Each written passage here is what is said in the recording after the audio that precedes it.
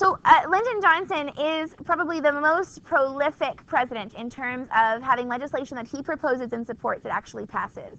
And this isn't an accident. First of all, the Democratic Party is going to still hold on to the giant coalition that was created by FDR, right? So we still have the South and African Americans and farmers and rural workers and everybody you can think of except for rich business owners are going to continue to be part of that Democratic coalition. So he has a lot of power. Congress is going to be mostly controlled by the Democrats during his time in office. And then he's just a really effective politician. Remember, Lyndon Johnson had been the majority leader in the Senate. He knew lots of people on Capitol Hill. He had all kinds of friends. He had a really strong personality. He could convince people of a lot of things. Anyway, all of this being said, FDR did get more legislation passed than LBJ did, but FDR also had 4 terms to do that, right? LBJ serves only 1.5 terms. He finishes Jack Kennedy's term, and he's elected 1 time on his own in 1964 to 1968. And he gets a huge amount of legislation passed, and he gets called the Great Society. And his premise is that we should try to make America better as a whole. We shouldn't just try to focus on the economy or go, well, things are good enough, so we'll just let things go. He thinks that we should seek out the problems in our society and actively try to fix them. So I'm going to give you a few seconds here to copy all of that down, and then we're going to talk about them. Hold on, I'll put it back. Okay, so we're going to start by looking at Johnson's war on poverty.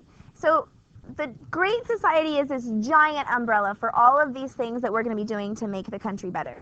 But the war on poverty is an umbrella under the umbrella that refers to a series of programs that we're attempting to, I'm sure you cannot figure this part out, address poverty in the country, right, to deal with that. So let's talk about some of the different things. So first of all, he's going to take on one of Jack Kennedy's ideas, providing health care assistance for low-income and the elderly, and he's going to make that a reality through the programs of Medicaid and Medicare. So to help you remember, we give aid to the poor and we care for our grandparents. So Medicaid is for people living in poverty, and Medicare is medical assistance for the elderly. So we're going to create the programs of Medicaid and Medicare. Then he creates a model cities program. So you know how today, especially our current president, there's this sense that the inner cities are this really bad, scary, terrible place to be or something. And there's a little bit of truth to that because as suburbanization occurred, we experienced what was called white flight. So there were more opportunities and places to live outside the cities, and so more affluent people who tended to be white moved out of the cities. That leaves left in the cities more minorities who tend to be higher poverty, dealing with crumbling infrastructure. So the inner cities saw a rising crime rate in the 50s and early 60s, and so Johnson says that we need to try to improve things for people who live in the cities. And so the Model Cities program gives federal dollars to cities who want to try new things, like renovating or increasing police presence or new transit programs, whatever it is. And then they research the changes that were implemented, and then if it works, then the federal government scales up the program and encourages other cities to do the same kind of thing. Then there's the Economic Opportunity Act, which is a whole bunch of stuff. The idea being that one of the things that causes poverty is that people just don't have access to the kinds of opportunities. If you're already in poverty, you are stuck in poverty because you have a hard time getting out of it. So, for example, one of the things that the Economic Opportunity Act does is create Head Start programs. You guys know what Head Start is? So it's free preschool for low-income families. And it was actually founded on an idea from LULAC, the League of the United Latin American Citizens. It's a Chicano rights group in the 40s. And the LULAC had created this, they as an organization, had created something called the Little School of the 400. And the idea was that it was an organization funded preschool for Mexican American children. And the idea was to teach them 400 English words by first grade because there was no kindergarten. And it was really successful. Kids who came out of the Little School of the 400 did significantly better in school as compared to Mexican American kids who didn't. And so this is sort of scaled up on a national level with Head Start, the idea being that kids in poverty really don't do well in school. And one of the ways we can help to close that gap is to give them high quality preschool, even if their parents can't afford it. Then there's the Job Corps and VISTA. These are both kind of Peace Corps style programs that provide job training and provide assistance to small towns and inner cities. So the Job Corps people sign up And if they're accepted, then they're like given access to a whole bunch of jobs or opportunity training programs. They can get information about new skills, and then they're helped with the application process, trying to find them or match them with a job that suits their new skills. And then Vista, young people could sign up. If you didn't want to go work abroad, you could sign up with Vista to go and serve for a year full-time, and they'd send you to a city or a community, and there you would be doing work like providing job training or cleaning up facilities or providing after-school care for kids, whatever those kinds of programs. So both of those were kind of modeled on the Peace Corps program. And then there was the creation of food stamps. So welfare was pretty controversial, the idea of just giving money to people who didn't have enough. But if one of the reasons that you were struggling was because you didn't have enough nutritious food to like keep you going or fuel you through your day, then food stamps were a way to address that. We weren't giving people direct money. We weren't like replacing a job, but we were going to help them to get access to like more like better foods to help them to do better. Then not under the Economic Opportunity Act, but still under the War on Poverty, is the Elementary and Secondary Education Act. If you've been following the news, there is a bill in Congress to significantly repeal and kind of like gut the Elementary and Secondary Education Act, which, in my personal, clearly biased as a public school teacher's opinion, is a scary thing. But anyway, the Elementary and Secondary Education Act gives a lot of federal dollars to schools, K through 12, and helps them like to increase access of like high quality materials or textbooks, teacher training opportunities, that kind of thing. The catch is, and the reason it's controversial today, is that the Elementary and Secondary Education Act, if we give federal dollars to schools, that means the federal government can now tell the schools what to do, right? So the Constitution does not give the federal government the authority to control schools. That is a reserve power. That's something the states have always had control over. But if the states want the federal government's money to help with their public schools, then the federal government has a right to tell them what they can and can't do with it, or to say, well, you can't take my money, I won't give you the money unless you meet these criteria. And so the Elementary and Secondary Education Act has been an avenue through which the federal government has gotten, not complete control by any stretch of the imagination, but has gotten more control. So things like special education laws, like we have to provide services to students who qualify for special education services. That's a federal law that the states have to comply with if they want to receive federal funding. Now, they don't have to follow the rules, but if they don't follow the rules, then the government won't give them any money. And so that's kind of like why it gets controversial. Then there's the Urban Mass Transportation Act, which I am quite sure you know what that is. Yeah? We're feeling pretty good about that? Good. Okay.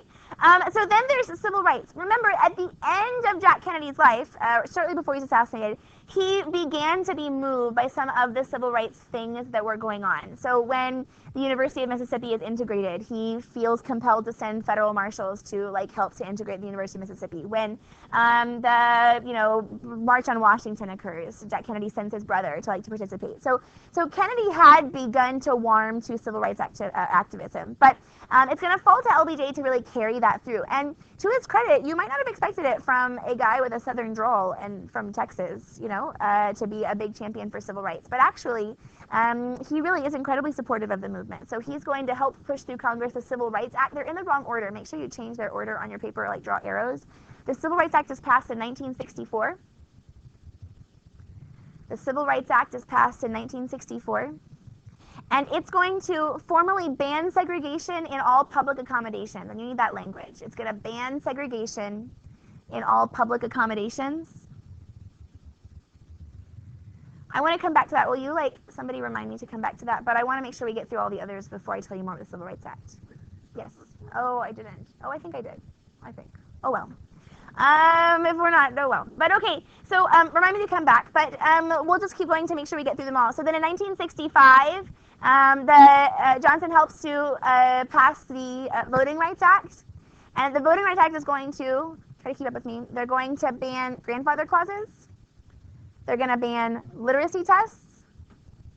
And they're going to give the federal government the authority to conduct elections if a state is found to be discriminating against voters. I'll repeat. It's going to ban grandfather clauses. It's going to ban literacy tests. And it will allow the federal government to come in and take over to conduct the elections on behalf of the southern states or any states if they can't comply with federal discrimination law. And in fact, they do for several years.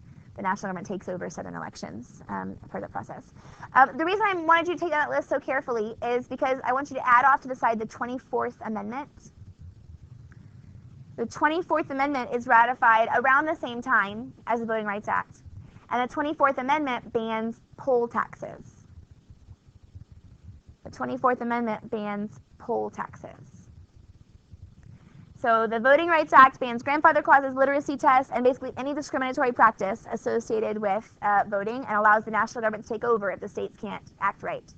But the mistake that students often make is they'll write in their essays that the Voting Rights Act banned poll taxes, and that's false. It's not true. The 24th Amendment bans poll taxes formally. Okay, then there's the INA, the Immigration and Nationalities Act, which is actually kind of in the news these days because of President Trump's executive order. So the Immigration and Nationalities Act was passed in 1965. And the purpose of the law was basically to undo those super racist immigration policies in the 1920s. So you remember the National Origins Act 1920s, which like defines how many immigrants we're going to accept based on different countries, and is clearly like biased in favor of whiter countries, like as opposed to Southern Eastern European countries or Southeast Asian countries or whatever it is. Well, the Immigration and Nationalities Act actually makes it illegal for U.S. immigration policy to discriminate on the basis of nation of origin or nation of residence. So you can't have an immigration law that says we're going to take a certain number of immigrants from this place and a certain number of immigrants from that place. That's illegal. There are some people today that think that President Trump's executive order is a foul of the INA.